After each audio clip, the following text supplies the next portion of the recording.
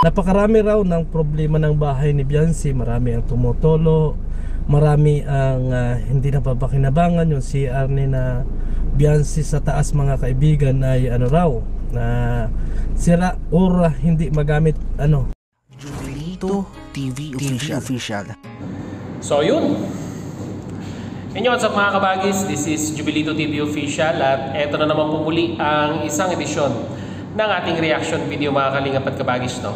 Pero bago po lahat, syempre po, mega love shoutout po muna kay Kuya Val Santos Matubang, kay Ate Edna Vlogs, kay Kalingap Rab, Kalingap Netizens, Kalingap Subscribers, Kalingap Supporters, lalong-lalo na po ang ating mga Kalingap Partners. Yan po. Mega love shoutout po sa inyong lahat. So ito na nga mga kalingap at kabagis, no, for today's reaction video, gawalan po natin ng reaksyon at muli po pagbibigay ng opinyon dito po sa estado, no, mga kalingap at kabagis, ng naging pabahay kila Biancy, no, na kung saan mga kalingap at kabagis nitong mga nakaraang araw ay binalot nga po ng issue, no, lalong-lalo na po yung pagpapatayo ng tindahan, no, mga kalingap at kabagis, no, doon po sa may harapan ng bahay, at nakapagbigay na rin po ng opinyon at saloobin si Kuya Val Santos Matubang dito. And at the same time ay doon po sa recent video upload ni Kalingap Rab ay nakita niya na rin po, no, mga kalingap at kabagis, yung parang nagiging outcome nung plano nga po, no. Although hindi naman po sila against doon po sa pinapatayong tindahan, no, nila Biancy, pero parang ang nakikinita kasi mga kalingap at kabagis ay parang hindi umaayon doon sa plano, no, na kung saan sabi nga po ni Kalingap Rab, mga kalingap at kabagis, ay dapat inuna po muna yung bakod ng bahay, at doon po sa pagpapatayo ng bakod ay doon po susunod, no, yung pinakadisenyo ng tindahan, no. Kasi parang ang lumalabas mga kalingap at kabagis ay parang masyado pong nakadikit doon po sa ginawang pabahay, no, mga kalingap at kabagis. At sabi nga po, parang ang lumalabas, base nga po doon sa usapan ni Kalingap Rab at ni Biancy, or sabihin na natin, hindi pala si Biancy, si Super Mac, no, yung pag-uusap nila na kung saan ay tinatanong ni Kalingap Rab kung ito nga daw po ay na-coordinate, no, mga kalingap at kabagis, kay Super Mac. Sabi nga po ni Super Mac, mga kalingap at kabagis, ay wala nga daw po, no, na naging coordination ito pong si Dr. Lab dito po sa pagsisimula, no, mga kalingap at kabagis, nitong pabahay nila Biancy. Kaya just me, Marimar, Dr. Lab, anyari, akala ko naman may coordination, no. Siguro mga kalingap at kabagis, parang pinanghahawakan lamang po, no. Hindi ko naman po sure kung talagang yun po ang pinanghahawakan, yung pong part 36 na video na kung saan ay talagang planado na nga po, or nakasama na po sa plano yung pagtatayo po ng tindahan.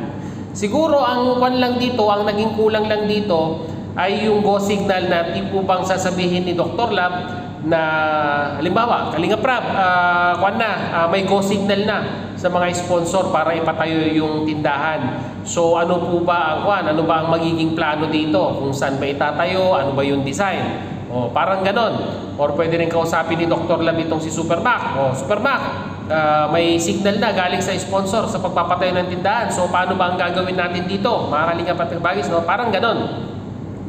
So parang ano wala talaga is yung coordination kay Super Mac, kay Dr. Lab regarding dito sa pagpapatayo ng bahay, no?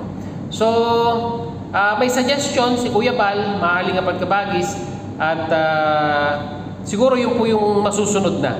Tuloy naman po yung tindahan. Pero malaki po yung mga gagawing changes, no? Tulad nung i-level yung tindahan doon sa terrace, and at the same time hindi na po yung yero ang gagamitin, bagkus slab na nga po, para talagang kahit papaano po ay mas magandang tignan, no?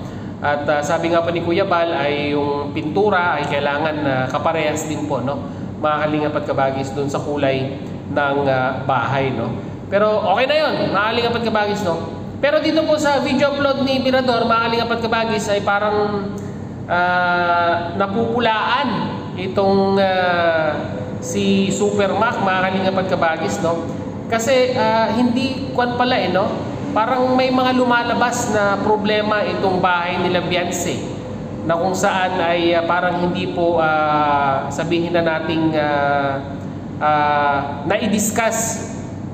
Lagi naman pumupunta sila Kuya Bal, sila Kalinga Prab, kay Dr. Lab diyan sa bahay nila Beyonce. Pero bakit parang lumalabas ay may mga depektibong parte ng bahay na kung saan ay kabago-bago pong bahay ay bakit parang ganun po, no? Katulad na lamang po nung sa sinabi ni Birador na yung banyo po pala sa taas ay hindi ba gumagana or hindi magamit. So hindi po natin alam kung ano po yung reason, pero as of now, base po dun sa sinabi ni Birador, ay yung nga pong yung banyo nga daw po sa taas ay hindi gumagana or hindi po magamit, no? At may mga part na tumutulo nga daw po, no? So ibig sabihin, mga Kalingap at Kabagis, parang hindi natin alam kung saan nagsimula yung problema, yung mga tulo, yung depektibong banyo or CR sa taas. So ano ba to? Na-identify na ba ito bago may turnover or problema na ito ngayon lamang nung na-turnover na, no? Mga Kalingap at Kabagis, no? So parang lumalabas, mga Kalingap at Kabagis, ay nagkaroon ng lapses sa pag-check ng bahay bago i-turnover kung sakasakali man na problema na ito bago pa ibigay yung bahay kila Beyonce ay dapat naayos po or na-rectify, mga Kalingap at Kabagis, no? So yun lang po aking masasabi dito, kaya panoorin na po natin yung video clips, no, nung pag-uusap ni Kalinga Prab at ni Super Mac regarding nga po dito sa coordination sa pagpapatayo ng tindahan. And at the same time, may panoorin po din natin si Birador, mga Kalingap at Kabagis, patungkol nga po dun sa mga issue ng bahay nila Beyonce.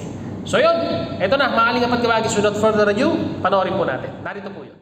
Marami yung mga nagtatanong sa atin at saka yung mga nagsasabi sa mga comment section na napakarami raw ng problema ng bahay ni Beyonce. Marami ang tumutolo, marami ang hindi napapakinabangan. Yung CR ni na Beyonce sa taas, mga kaibigan, ay sira or hindi magamit, at hindi natin alam yan, mga kaibigan, kasi pumupunta tayo kay na Beyonce, as in hindi naman natin natatanong kay na Beyonce kung ano ang problema. Nung nakaraan na tayo ay nag-vlog kay na Beyonce, ay itinanong natin kung ano yung nagiging problema nila doon sa kanilang tahanan, mga kaibigan, mga Kalingap, at para malaman natin kung ano yung pwedeng ayusin, kung ano yung maayos pa. So walang nasabi sa atin si Beyonce, mga kaibigan, ng mga na yon, kung hindi yung tatay niya ay nagsabi sa atin na yung mga mga kaibigan ang may problema.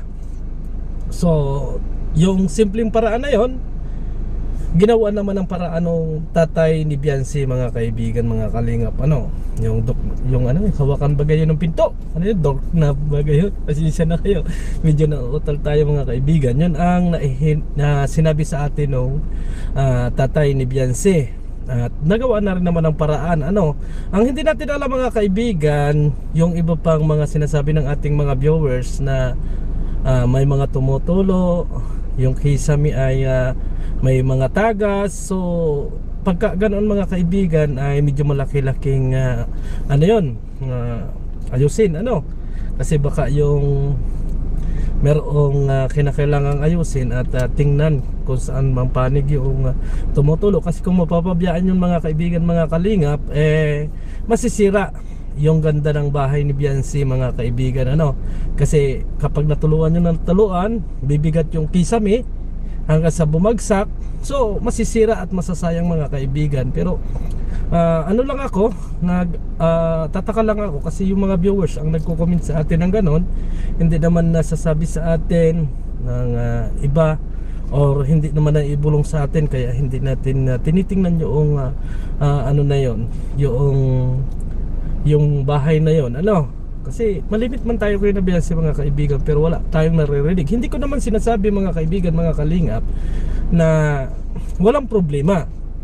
Baka siguro nahihiya din si na Beyonce at saka yung papa niya na sabihin kung ano ba talaga yung problema ng bahay nila. Alam naman natin na ang ginagawa ni na Beyonce at saka ng papa ni Beyonce, kapag kaya nila ay ginagawa na nila, 'di ba?